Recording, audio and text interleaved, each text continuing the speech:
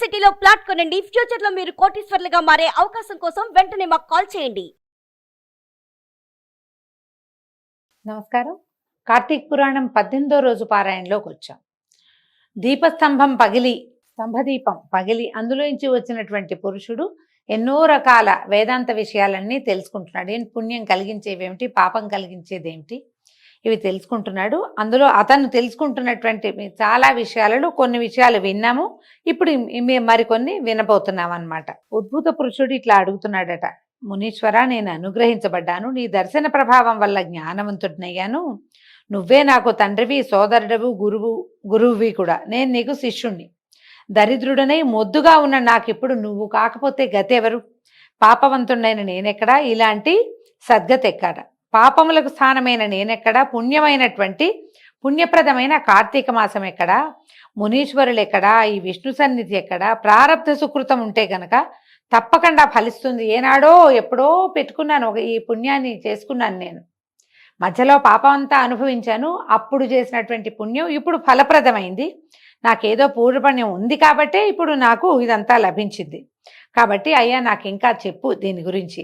మనుషులు విధిగా కర్మలు ఎలా చేస్తారు? ఆ కర్మలకి ఫలితం ఎట్లా కలుగుతుంది? వాటిని ఎవరు ఉపదేశిస్తారు? ఏ కర్మ అయినా చేయటానికి ముఖ్యమైనది సరైన కాలం ఏమిటి? అసలు కర్మలంటే ఏమిటి? ఇదేం కోరి ఈ కర్మలన్నీ చేయాలి మనం?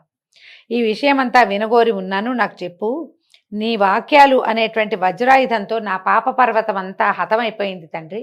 నేను ఇంకొంచెం పుణ్యం సంపాదించుకుంటా, మరికొన్ని కొత్త విషయాలు తెలుసుకుంటాను అని అడిగేసరికల్లా ఈ అంగిరసుడనే మహాముని ఇట్లా చెప్తున్నాడట, ఓయి, నువ్వు అడిగిన ప్రశ్న బాగుంది నాయన. లోకహితం కోసమే నువ్వు అడుగుతున్నావు. ఈ ప్రశ్న నీ ఒక్కడికే కాదు, ప్రపంచానికే దీనికి సమాధానం కావాలి. అందుకని నీ ప్రశ్నకి సమాధానం చెప్తాను. అనిత్యమైన ఈ దేహాన్ని ఆశ్రయించి ఇంద్రియకాముడివై ఆత్మను మరిచి దేహాదులనే ఆత్మ అని తలుచుకోవద్దు. ఆత్మకెప్పుడు సుఖదుఖాది ద్వంద్వాలు లేవు. అవి కేవలము దేహానికి సంబంధించిన ధర్మాలుగా మాత్రమే ఉంటాయి. కాబట్టి ఆత్మ విషయక సందేహవంతుడు ఏం చేయాలి? కర్మ చేయాలి. దాంతో చిత్తశుద్ధి కలిగి తద్వారా జ్ఞానాన్ని పొంది దాని చేత ఆత్మని యథార్థంగా తెలుసుకోవాలి. దాని వలన ఏమిటి? చిత్తశుద్ధి కలుగుతుంది. దేహధారి అయిన వాడు తనకి విధించబడిన స్నానాది సర్వకర్మలను భక్తితో విధిగా చేయవలను. వర్ణాశ్రమ విభాగాన్ని విడవకుండా తనకు ఏ కర్మ చెప్పబడిందో విచారించి తెలుసుకుని తర్వాత దాన్ని చేయాలి. స్నానం చేయకుండా చేసే కర్మ ఏనుగు భక్షించిన వెలగపండులాగా నిష్ఫలితమైపోతుంది. బ్రాహ్మణులకు ప్రాతస్నానము వేదోక్తమై ఉన్నది. నిరంతరము ప్రాతస్నానం చేయలేనివాడు తులా కార్తీకమందును, మకర మాఘమందును, మేష వైశాఖమునందును స్నానం చేయాలి. ఈ పొద్దున్నే స్నానం చేయటం అందరికీ కుదరదండి. ఇప్పుడు ఉద్యోగాలు, వ్యవహారాలు, చదువులు, రకరకాల కార్యక్రమాల వల్ల తెల్లవారుతేట స్నానం చేయటం కుదరదు. ఎందుకు కుదరదు? కుదుర్చుకునేవాడు కుదుర్చుకుంటాడు, కుదుర్చుకోలేనివాడు, అవకాశం లేనివాడు తప్పకుండా ఎప్పుడు చేయాలంటున్నారు? కార్తీక మాఘ వైశాఖ మాసాలు, ఈ మూడిట్లలో పొద్దున్నే స్నానం చేయాలి. ఏముందండి, ఒక స్నానమే కదా. శ్రద్ధగా చేస్తే చాలా రకాల పాపాలు నశించిపోతాయి. కొన్ని మనకి పాజిటివిటీ ప్లస్ అవుతుందన్నమాట. ఈ 3 మాసాల యందును ప్రాతకాలంలో స్నానం చేసేవాడు వైకుంఠానికి వెళ్తాడు. చాతుర్మాస్యాది పుణ్యకాలములందును చంద్ర సూర్య గ్రహణములందును కూడా స్నానం ముఖ్యం. ఇందులో గ్రహణములలో గ్రహణకాలమందే స్నానం మరీ ముఖ్యమైనది. బ్రాహ్మణులందరికీ కూడా ముఖ్యమైనవి స్నానము, సంధ్య, జపము, హోమము, సూర్య నమస్కారము తప్పక చేయదగినవి. స్నానం చేయనివాడు రౌరవ నరకమందు యాతనలు పొంది తుదకు కర్మభ్రష్టుడుగా జన్మిస్తాడు. కాబట్టి పుణ్యకాలమైనటువంటి ఈ కార్తీక మాసంలో ధర్మార్థ కామ మోక్షాలను ఇచ్చేటువంటి స్నానము ఆచరించవలెను. కార్తీకంతో సమానమైన మాసం లేదు, ఇంతకంటే పుణ్యవంతమైన సమయం ఇంకొకటి రాదు.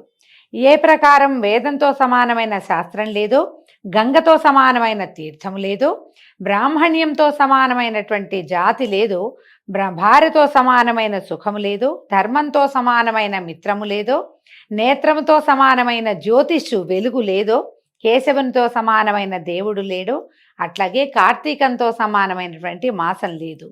కర్మ స్వరూపాన్ని తెలుసుకుని కార్తీక మాసమందు ధర్మములు చేయవాడు కోటి యజ్ఞాల ఫలితాన్ని పొంది వైకుంఠంలో ఉంటాడు.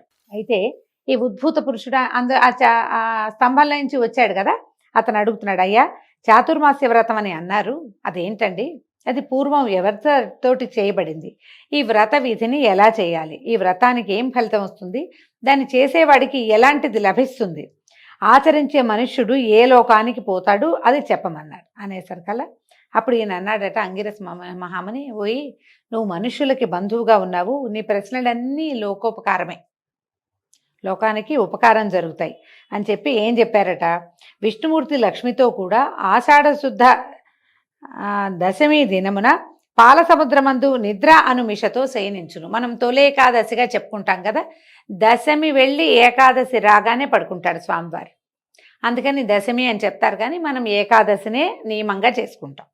ఆ రోజున యోగ నిద్ర మిషతోటి శయనిస్తాడు.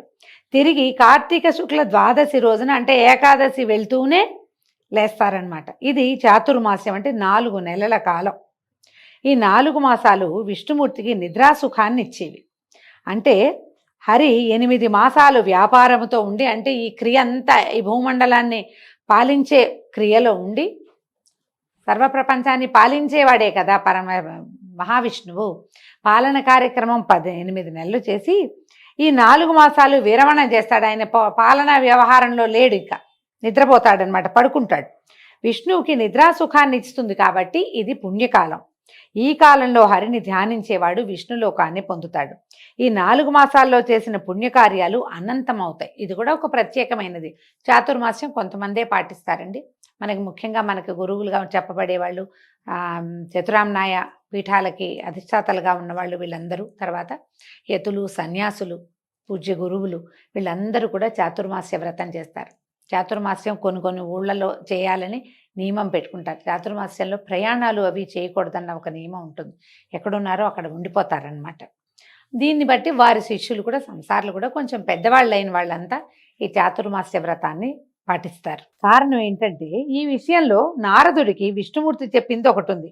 పూర్వం కృతయుగంలో వైకుంఠలోకమందు హరి లక్ష్మితో కూడా సింహాసనం మీద కూర్చుని సురకిన్నర ఖేచరోరగ గణముల చేతను స్వగణ భృత్యుల చేతను సేవింపబడుతున్నాడు. ఖేచరులంటే ఆకాశంలో తిరిగేవాళ్ళు, ఊరగులంటే సర్పాలు, వీళ్ళంతా ఆయన్ని సేవిస్తున్నారట. ఇలా ఉండగా భగవద్భక్తుడైన నారదముని కోటి సూర్యకాంతి గల వైకుంఠ లోకానికి వచ్చాడట. నారదుడు వచ్చి సింహాసనాసీనుడై 4 భుజాలు కలిగి పద్మముల వంటి నేత్రములతో ప్రకాశించేటువంటి అతి మనోహరుడైన విష్ణుమూర్తిని చూశాడు. చూసి ఎంతో సంతోషించాడట. అమితానందంతో ఆయన పాదాలకు నమస్కారం చేసి అడిగాడు, కుశలం కనుక్కున్నాడు. కనుక్కుంటే నమస్కారం చేసిన నారదుల వారిని విష్ణుమూర్తి కనుక్కుంటున్నారు కుశలం. నీవు సంచరించే స్థలాలయందు సర్వత్రా కుశలమేనా? ఋషుల ధర్మాలు బాగా ఉన్నాయా? ఉపద్రవాలు లేవు కదా? మనుష్యులు వారి వారి ధర్మములందు ఉన్నారా? ఈ విషయం అంతా ఈ సభలో చెప్పమన్నారట. అయితే ఆ మాట విని నారదుల వారు నవ్వుతూ ఇట్లా చెప్పాడట, ఓ స్వామి, నేను భూమినంతా తిరిగి చూశాను. వేదత్రయమందు చెప్పబడినటువంటి మార్గము విడువబడింది. కొందరు మునీశ్వరులు గ్రామ్య లోలుగా ఉన్నారు. తమ తమ కర్మలను యావత్తూ విడిచారు. వారు దేనికేదో ముక్తులవుతారో నాకు తెలియకుండా ఉంది. కొందరేమో తినకూడని వస్తువులు తింటున్నారు, కొందరు వ్రతాలు మానేశారు, కొందరు ఆచారవంతులుగా ఉన్నారు, కానీ కొంతమంది అహంకార వర్జితులుగానే ఉన్నారు, కొందరు మంచి మార్గంలో ఉన్నారు, కానీ మరికొందరు నింద చేసేవాళ్ళుగా ఉంటున్నారు. కాబట్టి దేవా, ఏదైనా ఒక ఉపాయం చేత శిక్షించి ఈ ఋషీశ్వరులని నువ్వు రక్షించాలి అనగానే భక్తవత్సలుడు సమస్త లోకపాలకుడు అయినటువంటి హరి లక్ష్మితో సహా గరుకుమంతుడిని అధిష్ఠించి భూలోకానికి వచ్చాడట. ఆయన వచ్చి ఏం చేశాడు, విష్ణుమూర్తి వృద్ధ బ్రాహ్మణ రూపధారి అయి వేల సంఖ్య గల బ్రాహ్మణులున్న ఒక స్థలానికి వచ్చి సర్వప్రాణి హృదయగతుడు అయినప్పటికీ మాయా నాటకధారి అయి పుణ్యక్షేత్రములందు, తీర్థములందు, పర్వతములందు, అరణ్యములందు, ఆశ్రమములందు తిరుగుతూ సమస్త భూమి యందు తిరుగుతూ ఉన్నాడు. ఎక్కడెక్కడ చాలామంది జనాలు బ్రాహ్మణులు చేరతారో ఆయా ప్రాంతాలలో తిరుగుతూ ఉన్నాడట. ఇట్లు సంచరిస్తున్నటువంటి విష్ణుమూర్తిని చూసి కొందరు భక్తితో అతిథి సత్కారాలు చేశారు, కొందరు నవ్వారు. ఏంటి ముసలాళ్ళు ఎందుకు తిరుగుతున్నారు రోడ్ల మీద పడి, ఈ దారుల్లో ఎందుకు, ఎక్కడో చోట ఒక ప్రాంతం చూసుకుని కూర్చోవచ్చు కదా, ఎందుకు వచ్చిన తాపత్రయమని ఎక్కిరించిన వాళ్ళు కనపడ్డారు. కొందరు నమస్కారాలే చేసేవాళ్ళు కాదు, కొందరు అభిమానతులు, వీళ్ళని చూడగానే మొహం తిప్పుకునేవాళ్ళు, కొందరేమో వీళ్ళని తుస్కరించేసేవాళ్ళు. పెద్దవాళ్ళని చూసి గర్వితులుగా, అంటే యవ్వనంలో ఇవాళ్ళు ఉంటారు, రేపు నడివయసు రాదా, ఎల్లుండి వృద్ధాప్యం రాదా, అది వస్తుంది. కానీ వృద్ధుల్ని చూస్తే యువకులకి ఒక వేళాకోళంగా ఉంటుంది. నేను చాలా యవనంగా ఉన్నాను, నాకు చాలా బలం ఉంది, నాకు చాలా శక్తి ఉంది, నా చర్మం ఇలా ముడతలుగా లేదు అని రేపు నాటికి రాబోయేది అదేనని గ్రహించుకోకుండా ఉంటారు. గ్రహించుకోకపోయినా పర్వాలా, కానీ ఆ గ్రహించుకోకుండా ప్రవర్తిస్తే బాగుండదన్నమా. కానీ ఇలాగే విష్ణుమూర్తితోటి చాలామంది ప్రవర్తించారు. ఆయన భూమండలంలో చాలా ప్రాంతాలు చూసి వ్యక్తులు ఎట్లా భిన్నమైన ప్రవృత్తులు కలిగిన వారుగా ఉన్నారో చూశాడు ఆయన. కొందరు కామాంధులుగా ఉన్నారు, కొందరు ఆయా క్రియాకలాపాలు మానేశారు, కొందరు ఏకవ్రత పరాయణులుగా ఉన్నారు, కొందరేమో నిషిద్ధ దినాల్లో అన్నం తినేవారుగా ఉన్నారు, కొందరు ఏకాదశి ఉపవాసాన్నే చెయ్యరు వాళ్ళు, అదేమిటో అది మాకు తెలియదంటే అంటారు. కొందరేమో ఏ రోజును తినకూడదో ఆ రోజునే నిషిద్ధ వస్తువుని ఇష్టంగా తినేవాళ్ళుగా కనపడుతున్నారు. కొంతమంది మాత్రం ఆచారవంతులుగాను ఉన్నారు, కొంతమంది ఆత్మచింతన కూడా చేస్తారంటే మనం ఈ దేహధారిగా ఉన్నాము, కొన్నాళ్ళ తర్వాత ఈ దేహం విడవబడుతుంది అన్న ధ్యాస కలిగిన వాళ్ళు కొద్దిమంది కనిపించారు.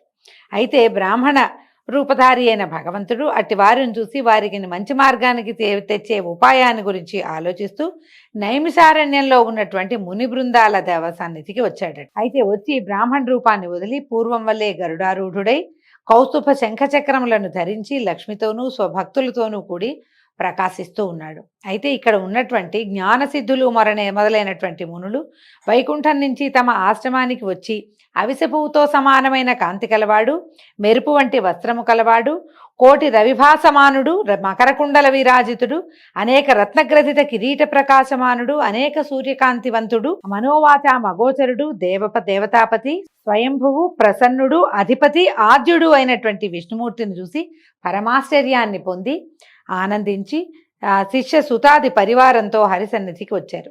వచ్చి ఏం చేశారట, భగవంతుడి పాదాలకి అందరూ నమస్కారాలు చేశారు. ఆయన ముందు నిలబడి 2 చేతులు జోడించి అంజలిబద్ధులై వినమ్రంగా హరిని స్తుతించారట.